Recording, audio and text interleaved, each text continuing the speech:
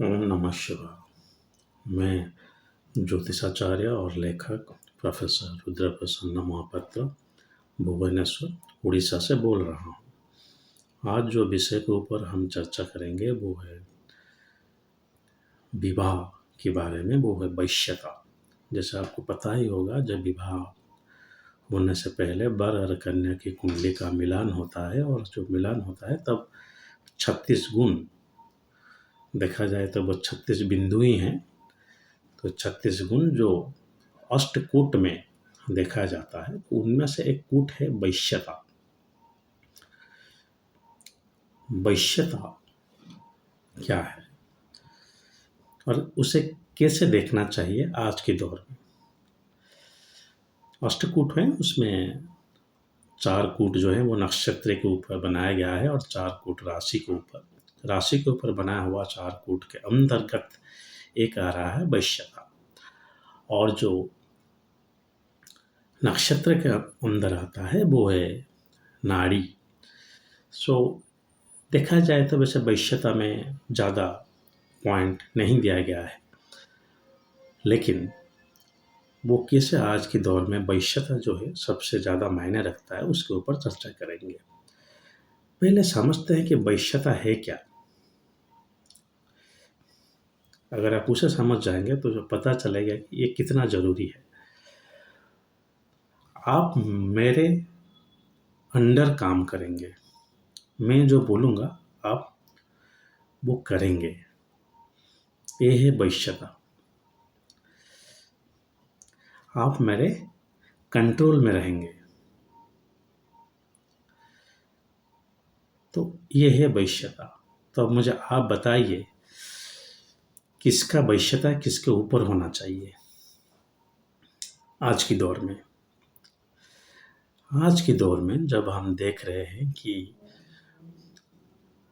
और तीसरा घर में या चौथा घर में डिवोर्स का मामला चल ही रहा है, आप कहीं से भी उठा के देख लीजिए, तब आप ये बोल ही सकते हैं कि वैश्यता जो है वो नारियों को देना जाना चाहिए। क्योंकि जो हमारा व्यवधान है भारतीय न्यायालय के अंदर, उसमें भी नारियों बहुत उच्च स्तर में गए हैं। तो सामाजिक रूप में भी उनको बहुत दर्जा दिया जा रहा है, तो वैवाहिक रूप में क्यों नहीं? तो वैश्यता जो है वो देखा जाता है कि कौन किसके अंदर रहेगा। अगर ये सही हो जाता है तो चलिए, ज़्यादातर जो समस्या है विवाह की वो काम कर देगा। अगर स्त्री के बात मान मान लेगा पति, हाँ, पत्नी का बात मान लेगा, तो चलिए काम ही खत्म। तो किस बात का अड़चन? इसीलिए वैश्यता का जो बिंदु दिया गया है वो हालांकि कम ही हो, लेकिन बहुत ज़रूरी है आज के दौर में, जहाँ की ये जो तलाक का दौर चल रहा है। वैश्यता को बहुत मान्य देना चाहिए। लेकिन यहाँ पे क्या है कि शास्त्र में लिखा गया है कि जो वर का वैश्यता हो वो ज़्यादा होना चाहिए स्त्री से। दरअसल गलत है आज के दौर में। ऐसे करेंगे फिर पति पत्नी का ऊपर रोक जमाएगा, तो फिर घर में पुलिस आएंगे न्याय के अंतर्गत। यहाँ पे मैं किसी को अच्छा या बुरा नहीं बोल रहा हूँ। मेरा हमेशा आग्रह रहा कि आपका जो वैवाहिक जीवन हो, चलिए कलेश तो लगा ही रहेगा, लेकिन कभी आप अलग मत होइए। लेकिन आज जो व्यवधान आ गया है उससे ये सब हो रहा है। तो अगर अलग हो रहा है, अगर बीबी का बात मान रहा है पति, तो कुछ नहीं। ऐसे पति के लिए तो कुछ नया व्यवधान है ही नहीं, और अच्छा भी है। ये भी माना जाता है हमारा संस्कृति में कि जो स्त्री है वो अच्छा घर चलाता है, इसलिए उसको गृहिणी कहा जाता है, घर की लक्ष्मी भी कहा जाता है। तो आज के दौर में वैश्यता जो है वो स्त्रियों का अधिक होना चाहिए पुरुषों के ऊपर।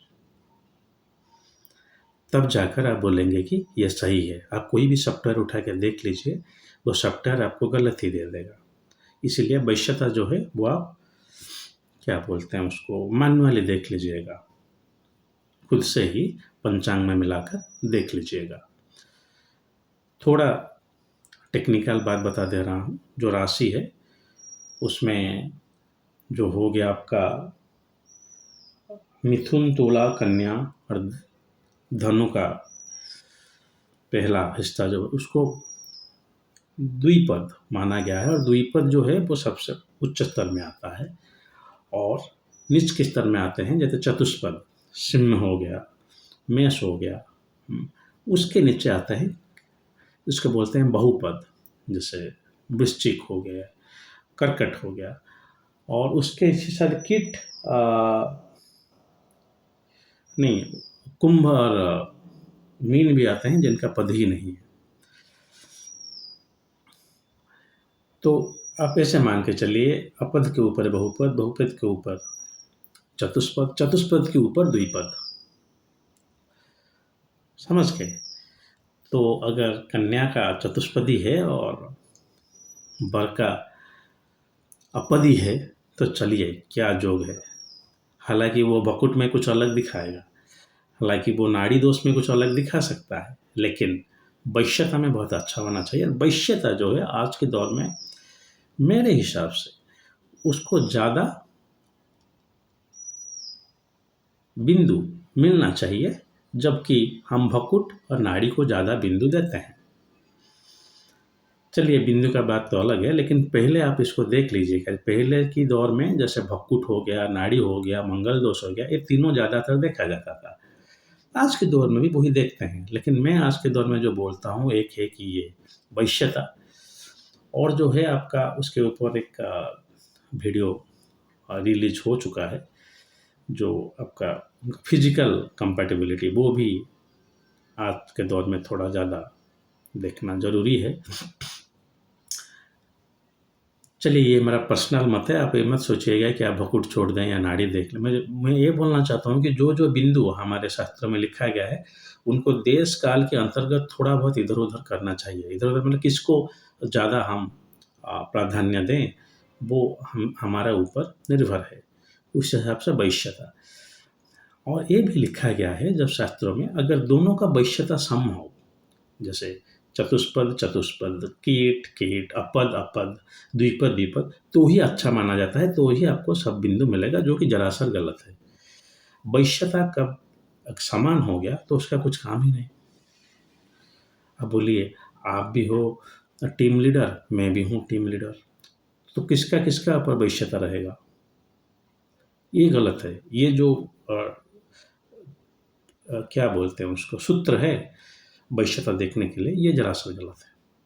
वैश्यता के लिए अच्छा तब है जब ऊंच नीच हो, तभी किसी के ऊपर किसी का वैश्यता आ सकता है, और जब वो समान हो जा रहा है तब वैश्यता नहीं आ सकता। हम दोनों ही सेम रैंक का हैं, तो क्यों किसके ऊपर अधिकार चलाएगा? तो पहला चीज है कि वैश्यता इधर उधर होना चाहिए, बहुत अच्छा है अगर स्त्री का ऊपर हो तो, और पति का नीचे। यहाँ पे मैं किसी पति पत्नी या किसी संस्था को, किसी अनुष्ठान को आक्षेप नहीं कर रहा हूँ। आज के दौर में जो हो रहा है, आप देखेंगे कि पति पत्नी के भीतर जो द्वंद्व कलेश आ रहा है, उसका एक ज़्यादातर यही है वैश्यता। अगर वैश्यता आ जा रहा है तो पत्नी जो बोलेगा वो पति थोड़ा बहुत एडजस्ट कर लेगा। तो यही यही होता है आपका मैरिज मैचिंग कंपैटिबिलिटी, कितने किसके साथ अच्छा मेलन हो रहा है और उसको कैसे देखना है। तो आशा है कि आप समझ गए कि वैश्यता क्या है, वैश्यता को कैसे देखें, और सॉफ्टवेयर के ऊपर निर्भरशील ना होते हुए आप खुद से वैश्यता देखें। और हमेशा देखिएगा वैश्यता सम होने से बिंदु जीरो होगा, वैश्यता विषम होने से बिंदु ठीक रहेगा। लेकिन कैसे विषम होने से देखेंगे, पति का अगर अच्छा हो जा रहा है तो नहीं। आज के दौर में आप पत्नी को वैश्यता देंगे तो शायद कुछ हद तक हम ये जो डिवोर्स वगैरह हो रहा है और विवाह विच्छेद बोलिए, कुछ हद तक उसको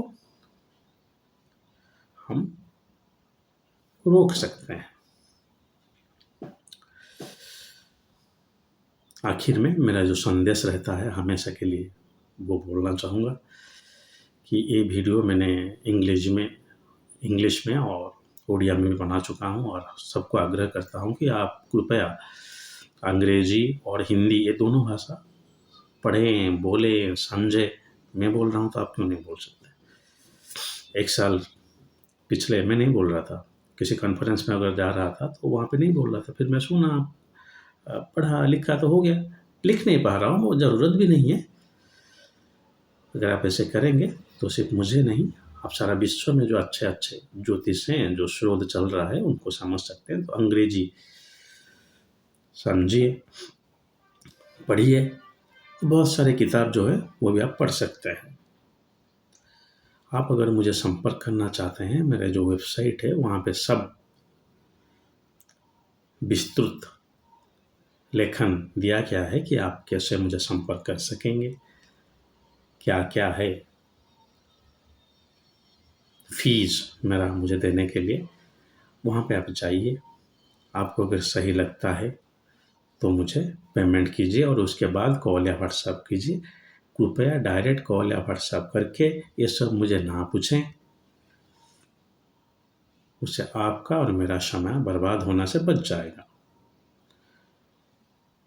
अगर इंस्टाग्राम में मुझे फॉलो कर रहे हैं तो बहुत अच्छा, कृपया कीजिए, और नहीं कर रहे हैं तो कर लीजिए, क्योंकि वहाँ पे आपका टाइम बच जाएगा। थोड़ा बहुत ऐसे वीडियो मैं डाल रहा हूँ, 2 मिनट 3 मिनट 1 मिनट में आप देख सकते हैं।